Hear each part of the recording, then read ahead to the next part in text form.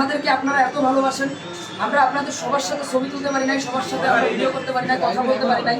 এর জন্য আসলে আমরা দুঃখিত, কারণ আমরা এত মানুষের ভিতরে আপনারা হয়তো আমাদের বিবেক দিয়ে চিন্তা করলে কিন্তু আপনারা বুঝতেছেন যে আসলে এতগুলো মানুষের ভিতরে আমরা কিভাবে আপনাদের সবাইকে পার্সোনালি সময় দেবো।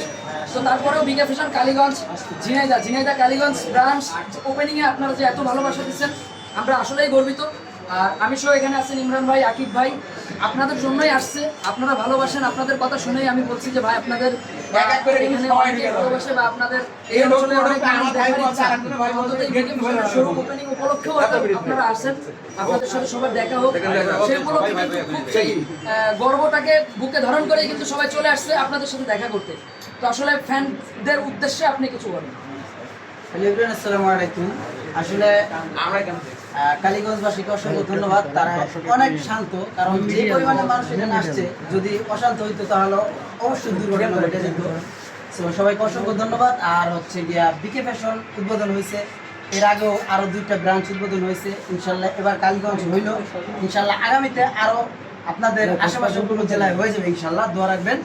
আর সততা নিয়ে ব্যবসা করলে ব্যবসা অনেক দূর পর্যন্ত আগায় যায়, ঠিক আছে? আর সেই প্রত্যাশায় বিকে ফ্যাশন এগিয়ে যাবে সততা নিয়ে, আর সবার দোয়া কামনা করছি।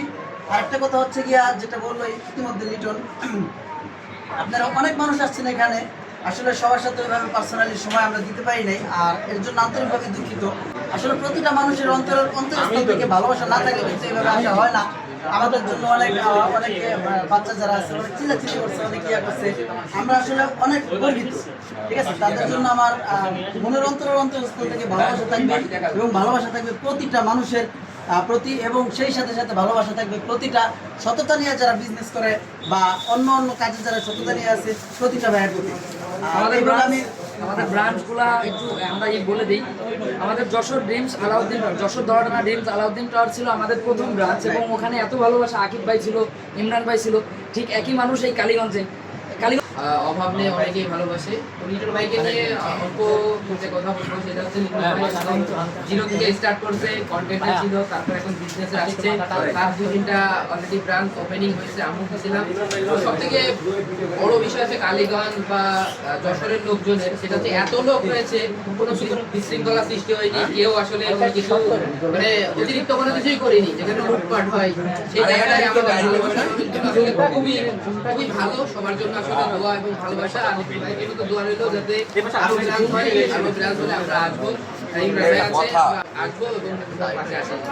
আর তাছাড়া কিন্তু আমাদের আকিব ভাইয়েরও পাশাপাশি কন্টেন্টের পাশাপাশি বিজনেস আছে, আমাদের ইমরান ভাইও বিজনেসে মুভ করবেন। আসলে দেখেন, পরিবারের একটা গার্জিয়ান বলতে পারেন বিজনেসকে, এবং কয়েকটা, শুধু একটা পরিবার না, কয়েকটা পরিবারের গার্জিয়ান হচ্ছে বিজনেস।